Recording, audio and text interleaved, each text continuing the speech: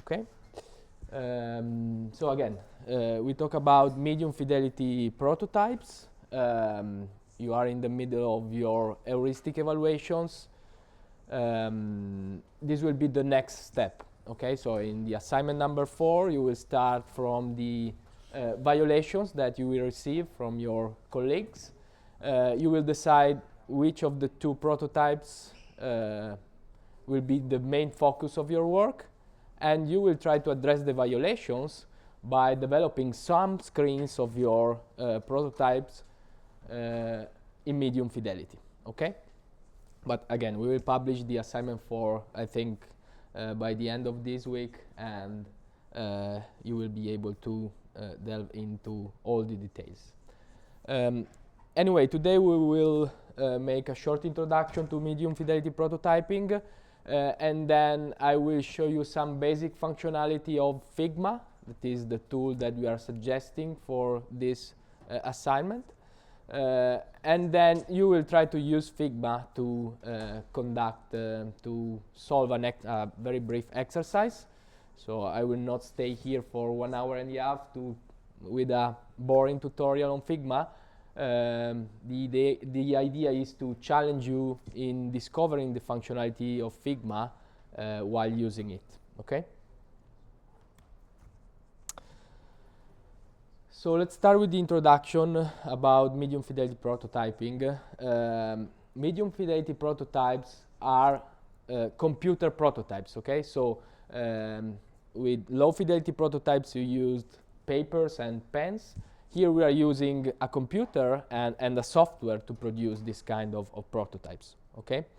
And these prototypes should also are also interactive, right? So right now in your prototypes, the interaction is simulated by you. So if someone clicks or touch a piece of paper, then there is the facilitator that put another piece of paper on top. Here the interaction is simulated by this software. So you are trying to render the user interface. You can accept some inputs from the user, and you can respond by automatically switching between different pages. It's a medium fidelity in look and feel, but still it's a low fidelity in the functionality. Okay, so testing the functionality was the focus of the low fidelity prototypes. Here we are starting to add some visual details, so we are more interested in the look of the prototype rather than in the functionality. So to make a comparison with a low fidelity prototype, you can act as the computer, so the interaction can resemble the one that will be included in the final application. Okay, so there can be a very complex algorithm that you can simulate as a computer, as a human that simulates the computer. Here the interaction is limited. This means that you can accept some inputs, but you are always switching, for example, from page 1 to page 2. Okay, so switching between pages is fixed, and in this sense the interaction is limited. And also typically you cannot move information from one page to another because it's a very simple input. You will design very simple input mechanisms. So this kind of prototypes are also known as mock-ups or wireframes. And you can design a single screen or a set of connected screens. And this will be the case of assignment 4, in which you will be asked to design at least 2 connected screens. The drawing is still imprecise, okay, and it's inspired by hand drawing. So you want to convey the impression that the design is still preliminary. We still don't focus on details like colors or fonts. So these prototypes are still in grayscale or black and white. but you start conveying some information, like the right sides of the screen or the right sides of the buttons, the alignments between the buttons, okay, some preliminary aspects of the visual design. Typically, there are static information, as I said before, so you have predefined pages with predefined text. There can be placeholders for text and images. And again, you can suggest user device with the screen, with the right sides of the screen. So, and this is an example of how you can convey the idea of a device. So in the first case, this can be the container, let's say, for a medium fidelity prototype. And it's clear that here we are trying to design a web page, right? And in this case, instead, it's clear that we are talking about mobile phones, for example. So we can suggest devices. And this is an example of medium fidelity prototype of a single screen here. So the prototype is here in the middle, and it's developed with this tool, mockups. We will use Figma, but there are other tools as well to develop this kind of prototypes. As you can see, it's still in grayscale. We know that it's a website. We know that it's probably an e-commerce website. There is some text with some meaning. For example, here the labels in these tabs are defined as labels that will be present in the final website. But there is also text that is a placeholder, like this one, the description. So we can decide which text needs to be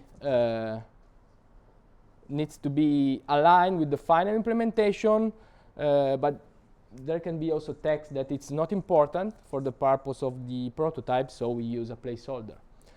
There can be placeholders for the images as well. For example, here there will be probably the image of the product.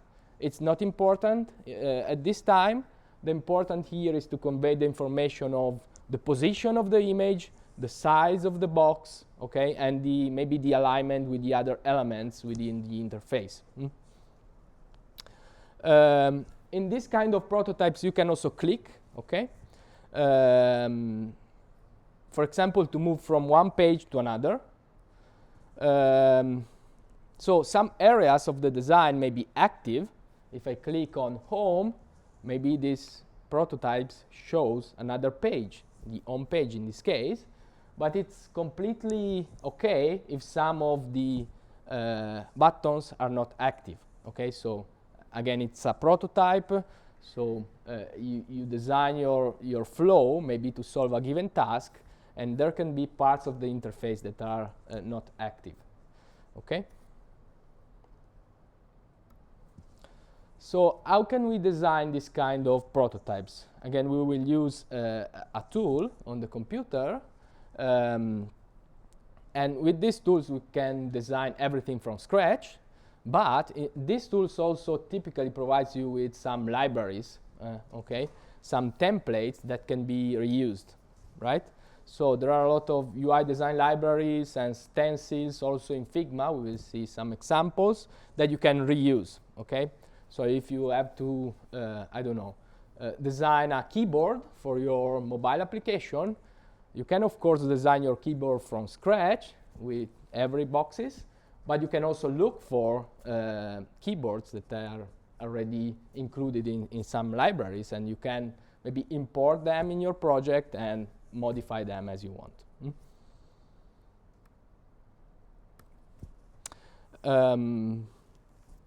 There are different tools for medium fidelity prototyping.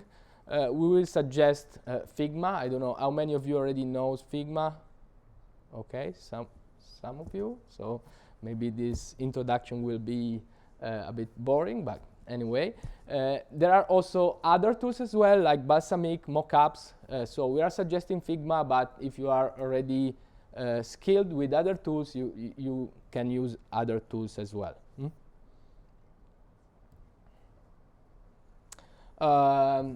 Okay, this is an example of a medium fidelity prototype that includes multiple screens.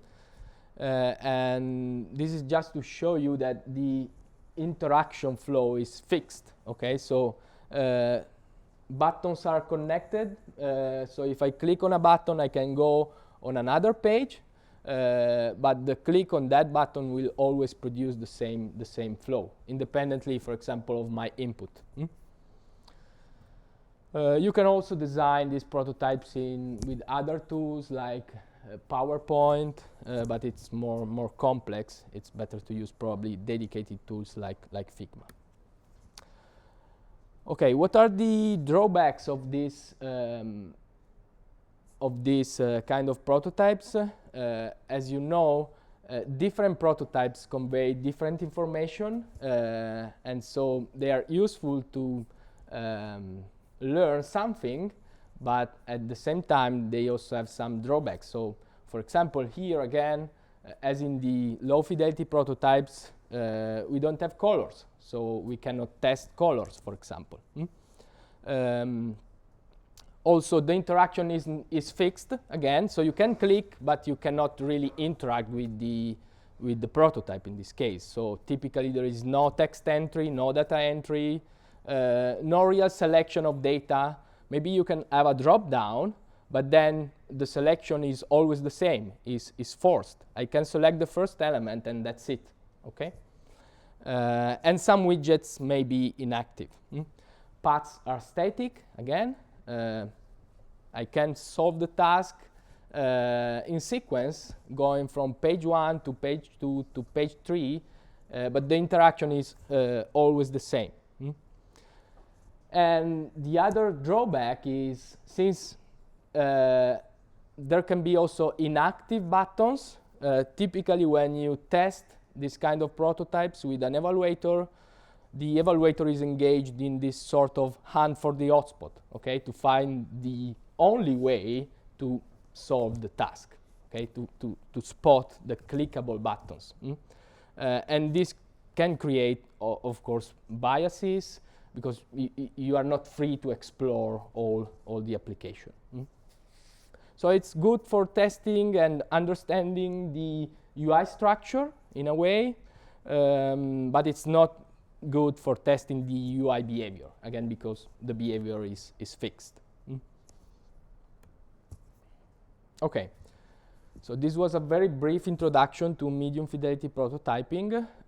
Before the exercise, I will show you some very basic feature of Figma for those of you who doesn't know the tool.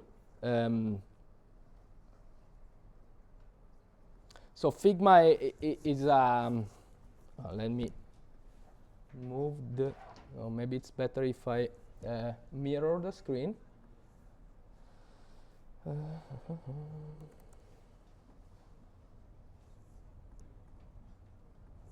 Okay, let's check if the video recording is still okay. Yes, it should. Okay, so Figma is a software tool for rapid prototyping. You can use it for medium fidelity prototyping, but also for high fidelity prototyping. In your case, you will be asked to produce some running application with code, but in theory, you can also use Figma to design your interface in high fidelity. Anyway, we will use it for medium fidelity. And before starting with the very brief tutorial, I want to highlight that Figma is free for education. So if you go to figma.com/education, you can apply for a pro account, and you can get verified and access all the Figma functionality. Then you can access Figma online, but you can also download the application, as in this case. On my computer, it's practically the same interface. Okay, let's create a new design file. And this is the main page of Figma. As you can see, it's divided in 3 columns. Here we have the column about pages and layers. where you can structure the components of your interface. Then you have the working area here in the middle, and then on the right you have the design part of the interface where you can actually design your components, your buttons, your labels, your interface in general. Okay. So I will show you a very simple example of how you can connect two different screens of, let's say, mobile application. Okay. And the first concept that I want to introduce is the concept of frames. Sorry. What are frames in Figma? Actually, they are a parent component. Okay, so a component that can include other components like buttons, images, and so on. Okay, so for a mobile application, we will probably have many parent frames that represent the screens of the application. So let's create the frame for the home page, for example. I can access here in the menu the frame menu. Okay, so if I click on frame here on the, let's see if I can zoom a bit.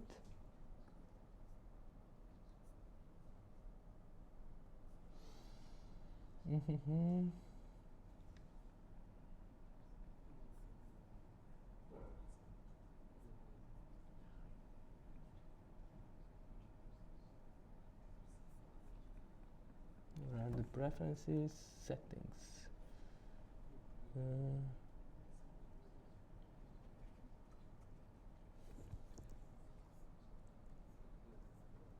No. Anyway, if you want, you can also try on your computer. As you can see, Figma, of course, I can design a frame from scratch with the mouse, for example. Yes? Luci, sì. Yes. No. No.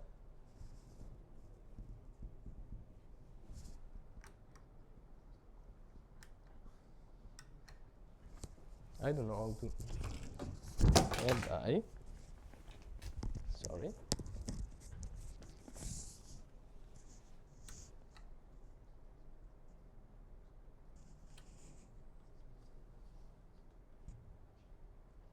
No, it's okay.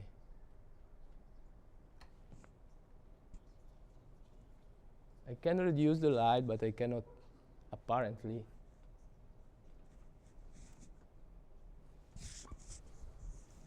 Is it better or probably no?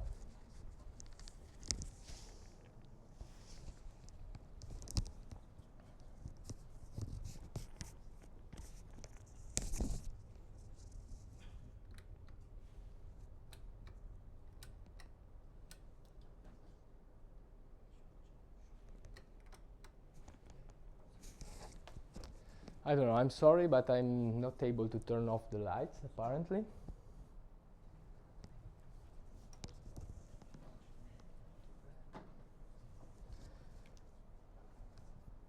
Anyway, again, I will try to explain what I'm doing. You can try with your computer. Yeah. So again, I can design my frame from scratch.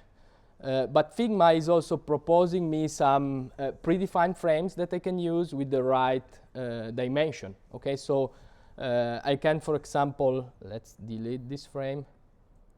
I can, for example, create a frame for an iPhone 16 Pro. Okay, and Figma creates for me a frame that has the right dimension for this kind of device. I've created the frame, and so the frame is also listed in the layers on the left. I can, of course, rename the layer, like, for example, we can call it home page. And this is the first screen. Of course, I can design multiple screens. So if I click on frames again, I can create another screen. of course, I should use the same dimension and the same suggestion from Figma, so we decided to use an iPhone 16 Pro, so let's be consistent with this choice. And I can rename this could be the About page, for example. Okay. Now let's see how I can design a button that from the home page redirects me to the About page. How can I create a button in Figma? There are multiple ways. Typically a button is a text, the label, within a frame, another frame that is the button itself. So I can start from the frame, I can start from the text, it's the same. Let's start from the text.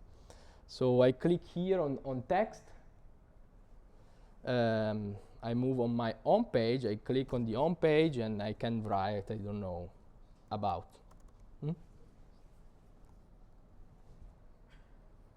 Okay? As you can see on the left, this is a text element that right now is directly within the home page frame. How can I transform it into a button? Okay, the alternative here is to click on the text, and then on object, I can click on Add Auto Layout.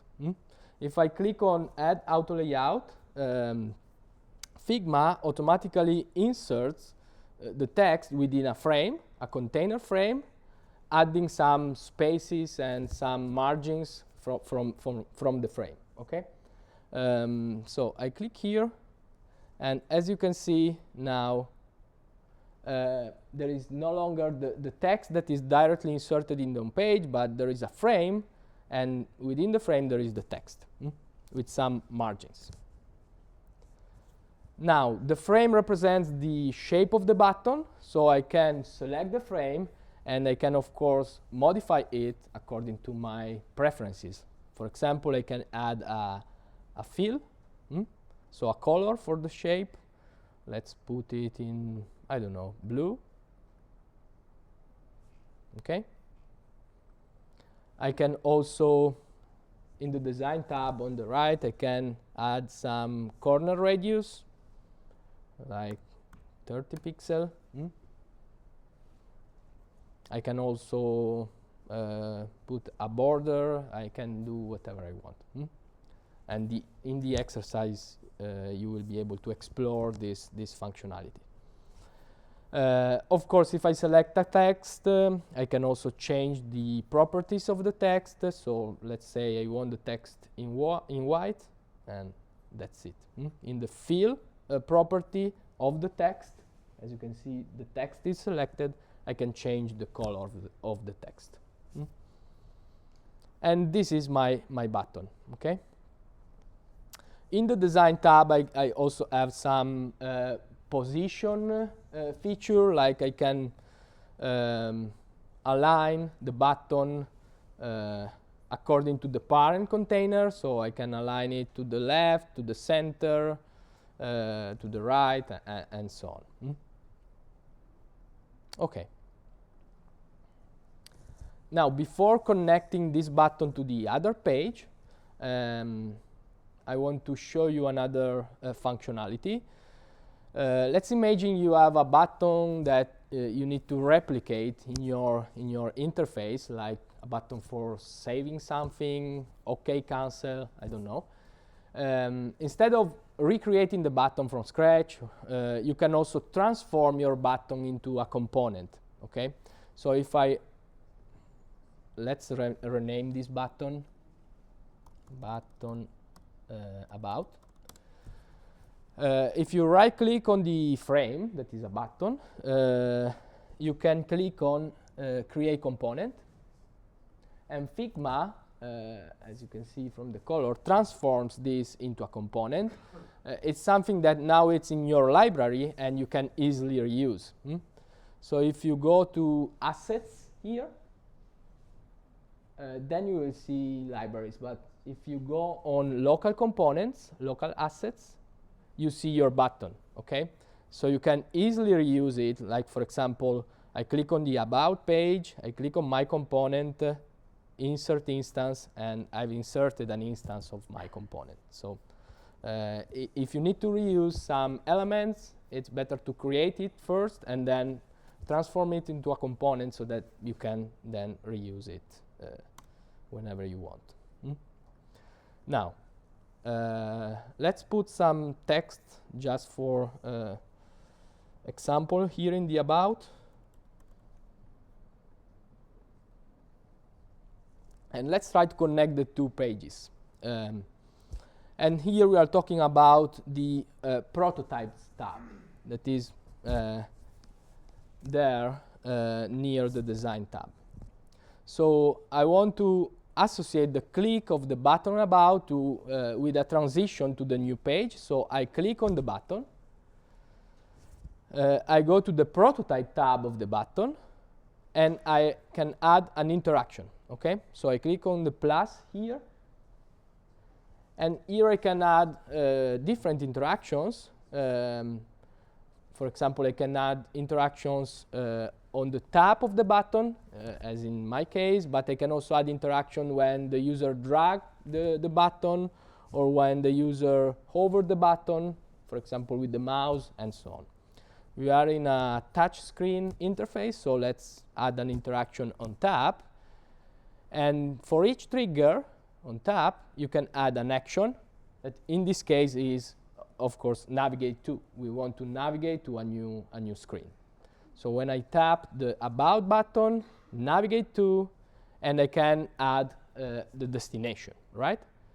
And of course, in our very simple example, the destination is the about page.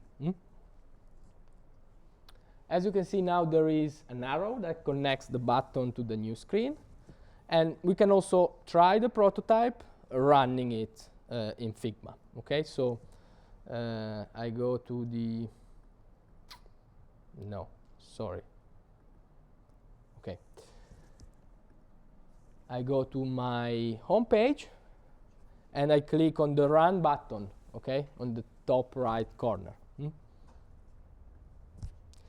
Clicking on the run button, Figma runs the prototype. It also adds the shape of the iPhone 16, so it really looks like a mobile application. There is the home page with the button, and very surprisingly, if I click on the button, I go to the next page. Okay. So this is how to connect different screens.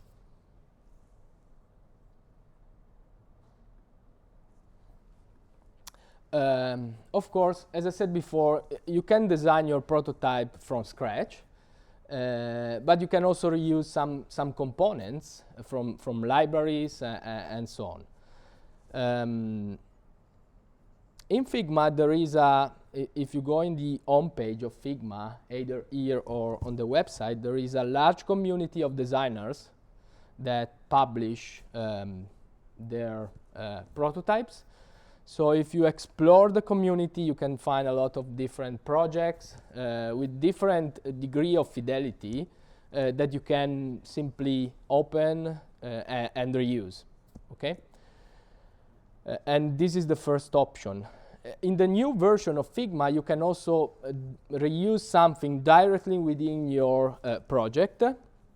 So if you go on Assets, besides your local components, such as the button that we have just created, you can also look for other components created by others and shared on the platform. Okay? So let's suppose I want to, I don't know, create a page with some results that are paginated. Okay? So with the very common bar through which you can go back and forth between result pages. If you look in the library for pagination, for example, you can find some predefined components for this purpose. So for example, this can be, or maybe this, yes, with the next and previous buttons. It's a component shared in some libraries, and you can directly reuse it in your interface. Oops. then you can, of course, modify it according to your needs. Okay. And the last thing that I want to share with you is maybe how to design, how to prototype some scrolling behavior. Okay, so let's suppose you are designing a mobile application. You typically have to scroll some results in your interface, right? How can we design this interaction in Figma? It's quite simple. Let's suppose we want to, let's delete this very simple connection. Let's suppose we want to design a social media news feed, okay, that can be scrolled. How can we do that on Figma? Of course, we need the list of posts, and these lists should exceed the dimension of the screen, right, so that it can be scrolled. So let's start from the single post. Again, we can design it from scratch. Let's see if we find something on the library. Let's type, for example, social media newsfeed. Okay, for example, this one. It's a sort of post that maybe we can reuse. Let's insert it in the home page. Let's do some zoom. Okay. We can, of course, modify it. For example, we can delete this section because we are interested in showing just the image of the post.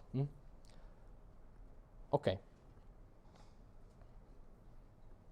Now, if we go on the layer page, we see that we have the home page with a single post. Let's replicate it to simulate a list of posts, so I can copy and paste it multiple times. Okay. Okay. If we want to design the scrolling, we should exceed the dimension of the screen, so let's create some posts outside the window, okay? Now, if you see here, there are two boxes, two posts that are outside the home page. So let's move them within the home page, right? Because they are still part of the screen. So now we have the frame home page with a list of posts. Some of them are outside the screen, right?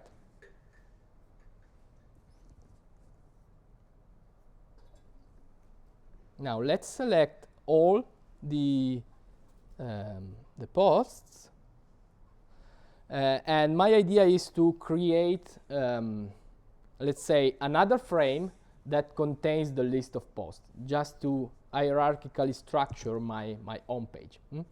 So if I want to encapsulate all these posts within a frame, I can select all the posts, then right-click, and then I can click on Frame Selection. If I click on Frame Selection, Figma creates for me a frame that encapsulates all the posts that are the posts that should be scrolled. Okay, perfect.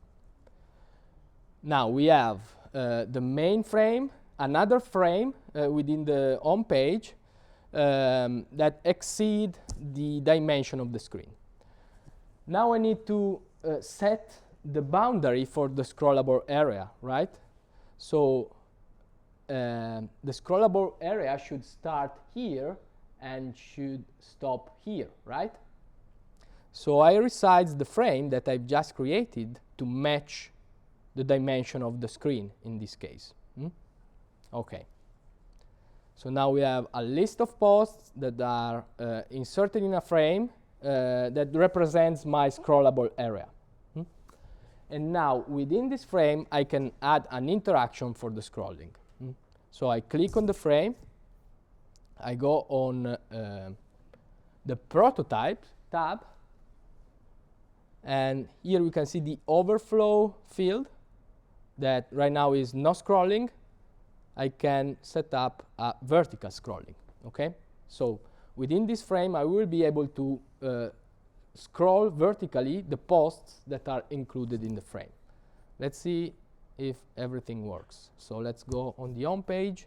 Let's run the prototype. Okay, I have my posts, and I can scroll them vertically. Now, let's imagine we want also to insert the application bar of the application. How can we do that? So let's first of all look for an app bar. Again, we can look for an app bar in the library. Okay, there are a lot of examples. Let's select this one. Okay, let's put it into the home page. Okay. No.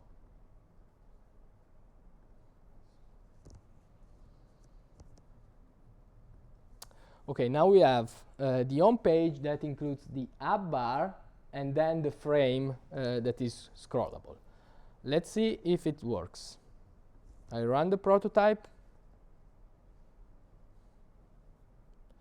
Okay, I have the app bar that in this case is not really useful for the iPhone that has this camera, but anyway, it seems to work, right?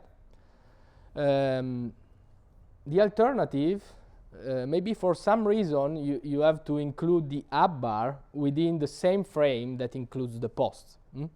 If you include the app bar in the frame, right now there is a problem because the app bar becomes an element that can be scrolled, and so probably it will disappear. So if I run the prototype right now, there is the app bar in this case, but it's disappearing because I'm scrolling. If you want to keep the app bar within the same frame, but you want it to stay fixed, you can prototype this behavior by clicking on the app bar, and you can change the position element here in the prototype tab, and you can say fixed. Okay. So as you can see, this frame contains two different things. There is an app bar that is fixed, and then there is a list of posts that can be scrolled. So if I run the prototype now, the app bar should stay in the same position. Yes. Okay. So you have two alternatives. If you put the app bar, in this case, in the scrollable area, then you have to fix it to specify that the position should be fixed. If you put it outside the scrollable area, then it's by default fixed, so everything works. Of course, the same behavior, you can implement the same behavior for horizontal scrolling. Okay, it's the same. Of course, the list of posts should be aligned horizontally and should exceed the width of the screen in this case. And then instead of selecting overflow vertical, you select overflow horizontal, and then you can scroll horizontally.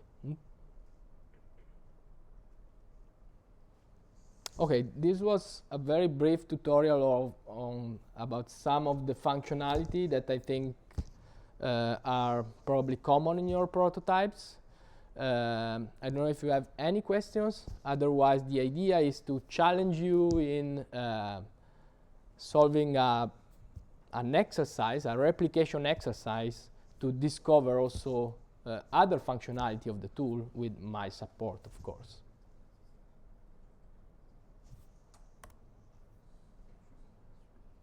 Okay. If you don't have any questions, this is the exercise, which is actually a very common exercise for designers, let's say. So take an existing product and try to develop the medium fidelity version, a sort of reverse engineering of a finished UI. And it's a useful exercise because it forces you to decide, for example, which elements should be present in the interface, which elements should be clickable in the interface, and so on. So our target platform for today is Glovo. I think you know it. And there is also a task that describes a given flow within this application that you should try to replicate in medium fidelity. So the task is ordering something from the promotions available on Glovo Express. That is, I think, a particular version or a function of the Glovo application. And there are some screenshots that show you this flow. The goal is to create a medium fidelity prototype for this task using Figma. And there are some suggestions, so try to simplify and strip down the task to its core component. So it's normal that some areas of the screens will be inactive. And you need to decide what are the key elements to represent and what are instead the placeholders that can be used. And you need, of course, to create a wireframe by connecting the different screens. We don't have much time, so my suggestion is try to maybe focus on two consecutive screens and try to develop a subset of this flow. And this is the flow, okay? So this is the home page. By clicking on Glovo Express here, you can go to the Glovo Express section. Then you can browse the offers. You can add some products in the basket. Here there is probably a wrong screenshot because here should probably be 2. But anyway, you can add some elements, adding also multiple instances, and then you can confirm the order and see some details about the restaurant or the market. So I suggest you to select maybe 2 screens and try to translate them in medium fidelity with Figma. Okay, you have 25 minutes more or less. I can support you, so if you have any questions, I can help you. And then at the end of the lesson, I will show you an example of a possible solution. Okay.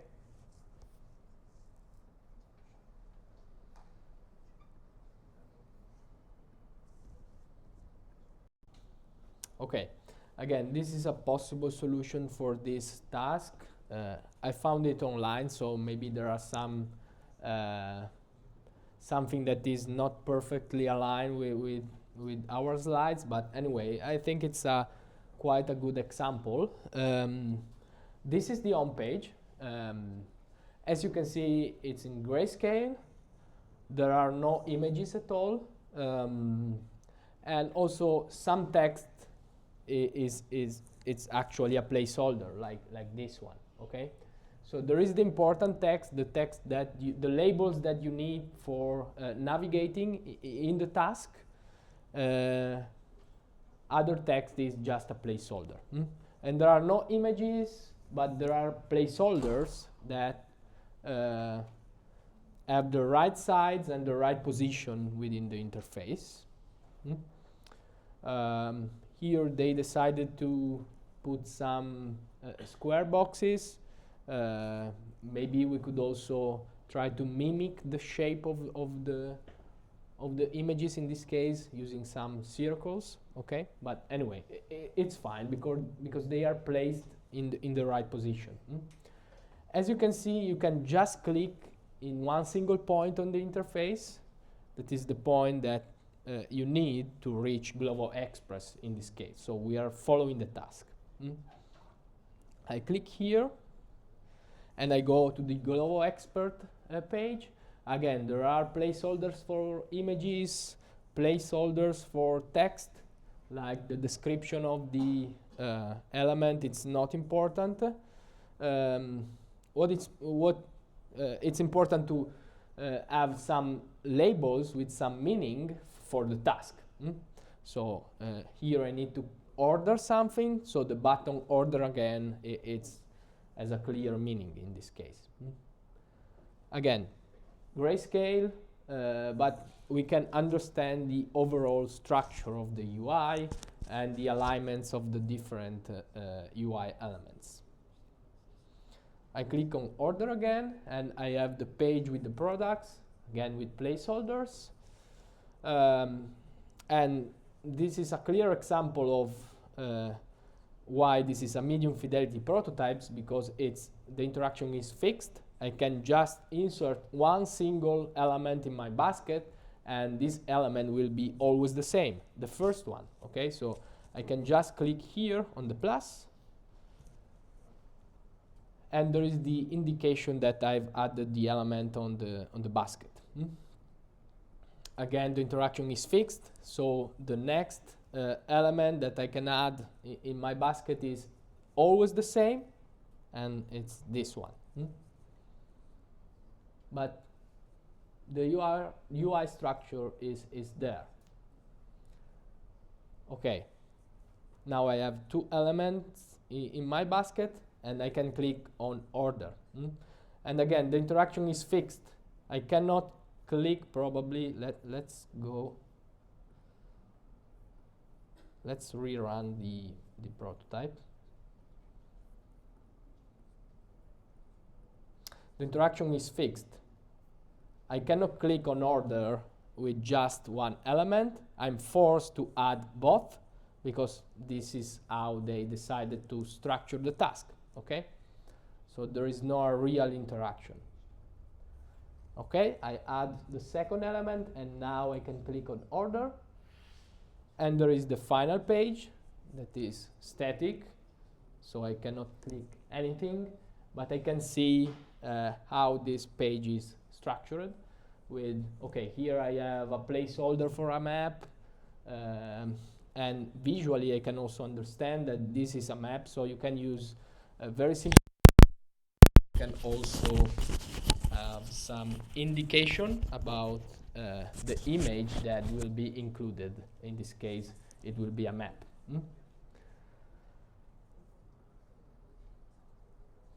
Any questions for this specific exercise?